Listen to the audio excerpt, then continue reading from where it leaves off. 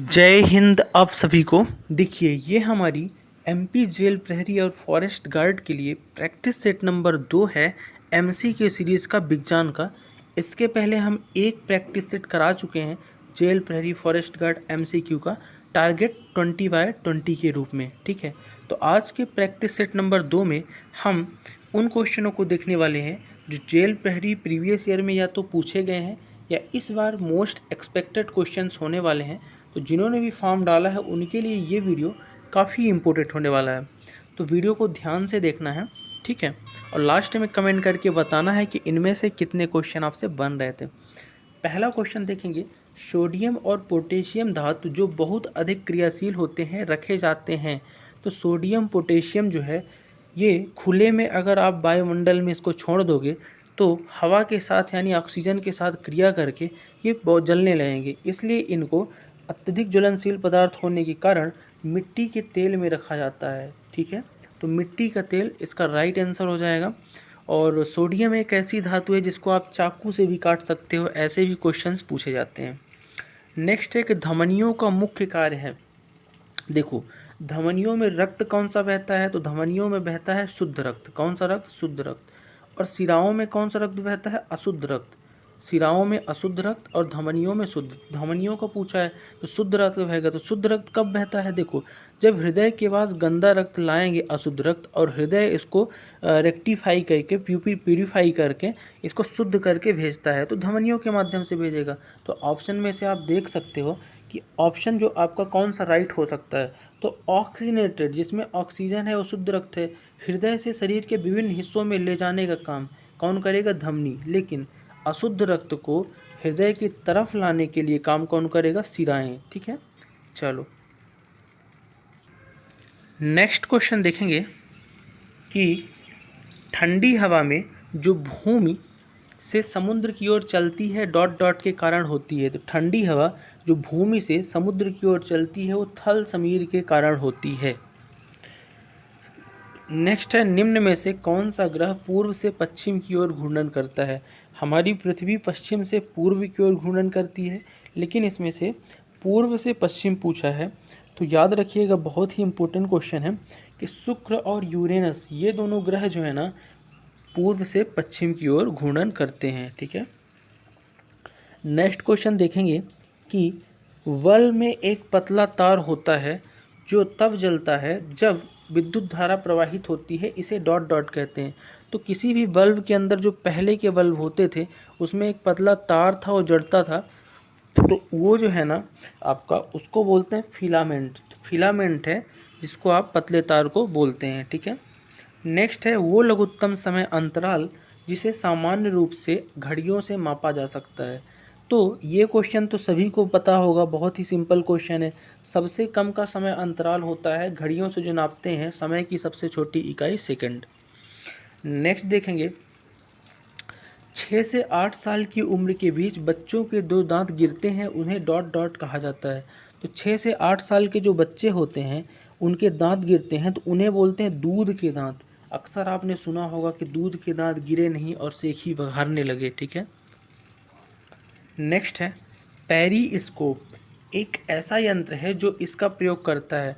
तो पेरिस्कोप से जिससे आप सूक्ष्म वस्तुएं देखते हैं दूर की, है ना, तो सुदूर वस्तुएं, तो पेरिस्कोप जो है वो समतल दर्पण का यूज करता है। किसका करता है?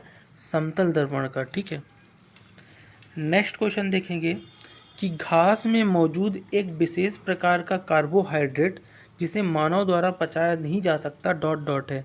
तो घास में मौजूद कार्बोहाइड्रेट जिसको हम बोलते हैं सेल्यूलोज। क्या? सेल्यूलोज, जो मानव नहीं पचा सकता है, तो सेल्यूलोज इसका राइट आंसर हो जाएगा। जो घास में मौजूद एक विशेष कार्बोहाइड्रेट है, इसे जानवर पचा लेते हैं, इसलिए जानवर घास खाते हैं। अक्सर आपने देखा होगा कि जानवर खाने के बाद अपना मुंह चलाते रहते हैं, जिसे जुगाली करना कहते हैं। ठीक है, और वो एक्चुअल में इनको कार्बोहाइड्रेट्स को ही पचाने का कार्य करते रहते हैं। ठीक है, नेक्स्ट है कि मौसम पूर्वानुमान इसका उपयोग करता है। तो मौसम पूर्वानुमान जो वेदर फॉरकास्टिंग है ना, ये आपका अधिकतम न्यूनतम तापमापी यानी कि मैक्सिमम मिनिमम जो टेम्परेचर मापने वाला यंत्र है तापमापी, उसका यूज करता है मौसम पूर्वानुमान। नेक्स्ट है सूरज की ऊष्मा हम तक इस प्रक्रिया के द्वारा पहुंचती है। तो सूरज की जो ऊष्मा है ना, धरती तक यानी हम तक जो पहुंचती है ना, वो विकिरण के माध्यम से पहुंचती है, बिना कोई टच किए विकिरण के माध्यम से, जिसमें रेडिएशन विकिरण के माध्यम से अपने तक पहुंचती है।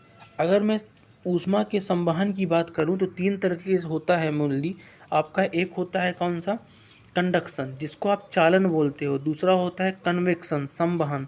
और तीसरा होता है विकिरण। ठीक है, तो विकिरण तीसरा हो गया, रेडिएशन। संवहन आपका हो गया दूसरा। ठीक है, और कंडक्शन हो गया चालन। तो देखो, कंडक्शन में होता क्या है कि दो पदार्थ जो हैं आपस में एक दूसरे के फिजिकल कांटेक्ट में है, एक दूसरे को टच कर रहे हैं, तब जो ऊष्मा का आदान प्रदान होगा उसे चालन कहेंगे। ठीक है, संवहन जो है द्रव के माध्यम से अगर दो पदार्थ का बहते हुए अगर एक दूसरे से संपर्क है, ठीक है, तो उनके बीच अगर ऊष्मा का आदान प्रदान है, टेम्परेचर, तो वो हो गया संवहन। और एक हो गया विकिरण, जैसे सूर्य की किरण वगैरह हो गई। ठीक है, तो तीनों चीज़ों को आपको समझना है। नेक्स्ट देखेंगे, ऊन कटाई डाट डाट की प्रक्रिया को संदर्भित करती है। तो ऊन की जो कटाई होती है ये भेड़ों से होती है, सबको पता है भेड़ से ऊन प्राप्त होता है। ठीक है, तो ऊन जो है ना, प्राप्त करने के लिए भेड़ों से कार्तित ऊन के साथ त्वचा की पतली परत भी हटाते हैं, जिसको ऊन कटाई बोलते हैं। ठीक है, नेक्स्ट है, पुलों और गाड़ियों के निर्माण में इस्तेमाल होने वाले लोहे को मजबूती के लिए जिंक की कोटिंग की जाती है। क्यों? तो देखो, पुल में अगर जहाँ बड़ा कार्य करना है, मजबूती वाला कार्य लंबे समय तक, तो वहाँ पे लोहे का जहाँ यूज होता है वहाँ पे लोहे पे कोटिंग करते हैं, जिसको आप इलेक्ट्रोप्लेटिंग भी बोलते हो।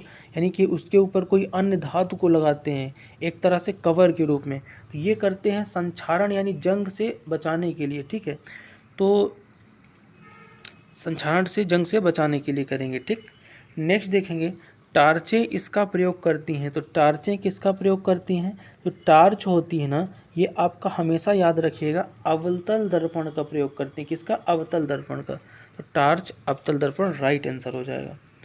नेक्स्ट क्वेश्चन देखेंगे कि ज्वलनशील पदार्थ बड़ी शीघ्रता से आग पकड़ते हैं, ऐसा इसलिए क्योंकि उनमें कोई भी ज्वलनशील पदार्थ, अभी मैंने आपको पोटेशियम सोडियम के बारे में बताया। तो ज्वलनशील पदार्थ जो हैं आग क्यों पकड़ लेते हैं जल्दी से? तो आग इसलिए पड़ते हैं क्योंकि इनका प्रज्वलन जो ताप होता है ना, वो कम होता है। ठीक है, प्रज्वलन ताप वो है जिस ताप पे ये क्रियाएं करते हैं, मतलब कि समय लगाते हैं इसको जलने के लिए, है ना, थोड़ा धीरे धीरे करके, तो उसका प्रज्वलन ताप कम होता है। जैसे कि आपने देखा होगा कि लकड़ी वगैरह का थोड़ा ज़्यादा होता है, लेकिन वहीं पे पेट्रोल का प्रज्वलन ताप कम होता है। तो ज्वलनशील पदार्थ इसीलिए आपके बड़ी शीघ्रता से आग पकड़ लेते हैं। नेक्स्ट देखेंगे कि जब मृदा में बालू के कणों का ज़्यादा अनुपात रहता है, इसे कहा जाता है।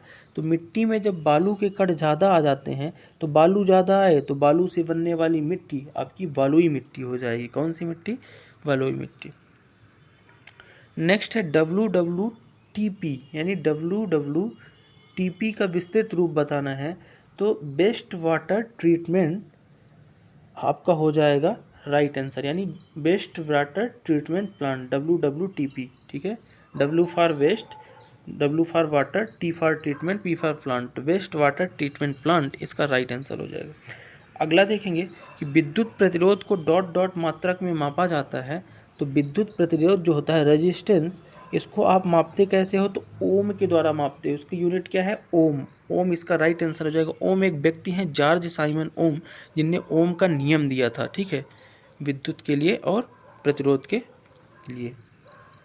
नेक्स्ट है, पारिखा, चैन पंप, ढेकली और राहट हैं। तो पारिखा, चैन पंप, ढेकली और राहट जो है ना, ये सब सिंचाई के क्या हैं? तरीके हैं। और सिंचाई में भी किसके तरीके? तो पारंपरिक तरीके हैं, कन्वेंशनल तरीके हैं सिंचाई के, यानी पुराने ज़माने में यूज करते थे। ढेकली वगैरह ऐसी चीज़ है, कुएं से पानी निकालने के लिए इन यंत्रों का यूज करते थे रस्सी के माध्यम से, और सिंचाई करते थे। नेक्स्ट और आज का लास्ट क्वेश्चन देखेंगे। ठीक है, कि मासिक धर्म प्रवाह लगभग डॉट डॉट तक रहता है और मासिक धर्म चक्र को समाप्त करता है। तो मासिक धर्म प्रवाह है लगभग 2 से 7 दिन तक रहता है, और ये जो है आपका उसके बाद चक्र को समाप्त कर देता है। पीरियड से बात हो रही है यहाँ पे।